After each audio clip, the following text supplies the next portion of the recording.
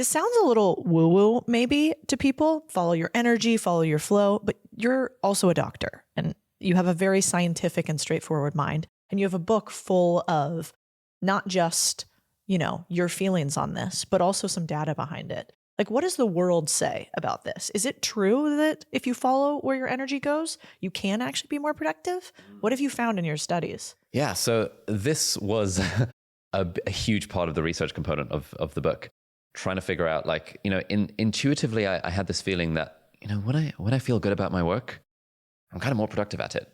But that kind of goes against the whole discipline narrative. You got to do shit that you don't want to do even when you don't feel like it. There's that quote from Muhammad Ali where he says, I suffered every day for 10 years, but it was worth it to live life as a champion, or something like that. And I always thought of that quote and I was like, I don't want to suffer for 10 years to live life as a champion. Maybe some people do, but I feel like, in the modern world, a lot of us realize that suffering for 10 years for the sake of some outcome on the other end, you'll sort of kind of regret the 10 years of suffering. And so I went on a huge rabbit hole of research around this. And there's this researcher called Barbara Fredrickson, who in 2001 came up with this theory called the broaden and build theory. And basically the idea is that positive emotions, feeling good, ultimately drive productivity and creativity, and they reduce your stress.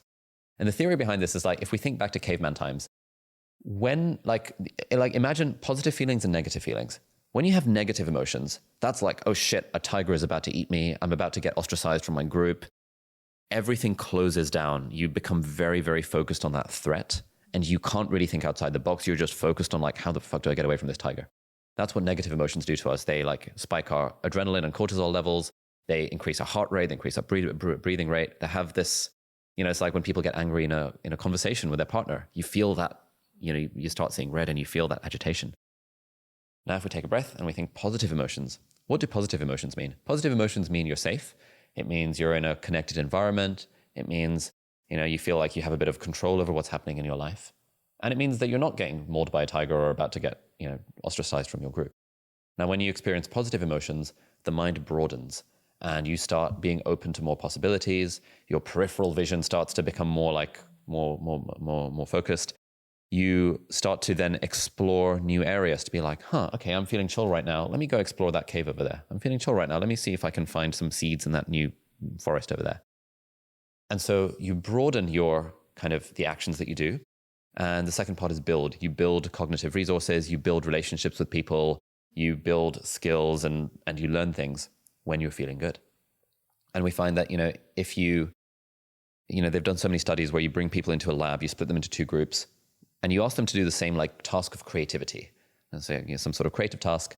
And one group, you just give a little chocolate bar before the task. And the other group, you give nothing. Or one group, you show them a film, a sort of 10-second movie that evokes positive emotions. And the other group, you show them nothing, or you show them a sad scene.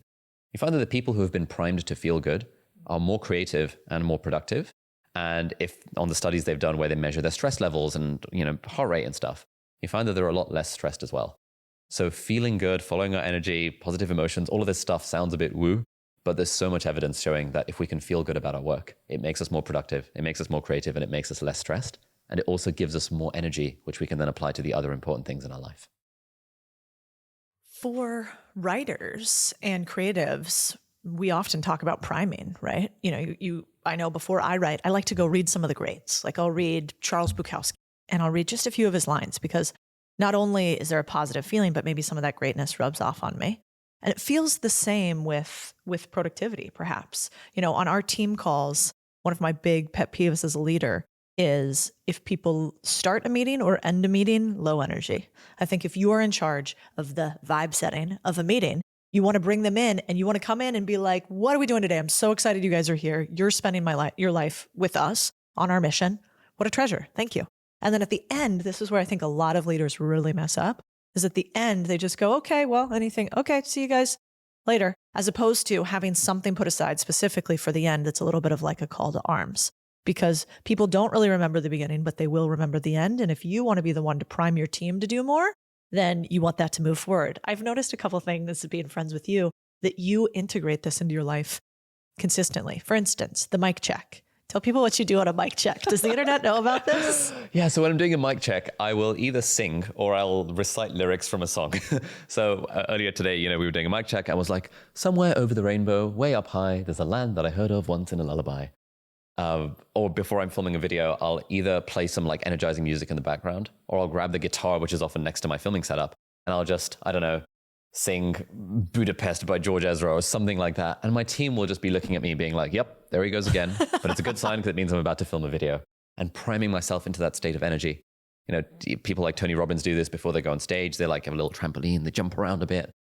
And for people who are, a bit cynical, like mostly I speak to Brits and they're all very cynical. It's like, what is this bullshit? But actually, the state that you're in has an enormous impact on how you show up in your work and how you show up for the people around you.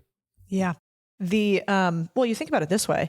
My husband was a Navy SEAL for many, many years, and they're huge on priming. And so before they go to war, there's a specific set of sort of things that they usually do, including usually really aggressive music that's sort of like played, throughout. There's a lot of like camaraderie, joking. A lot of them do a workout before they go out, because you're sort of like feeling strong before you go out in sort of something that you want to be strong in. And so even those who are hyper cynical, if you can imagine that somebody who's going to war does it with the highest price, when you are doing it with your everyday, that seems to make sense.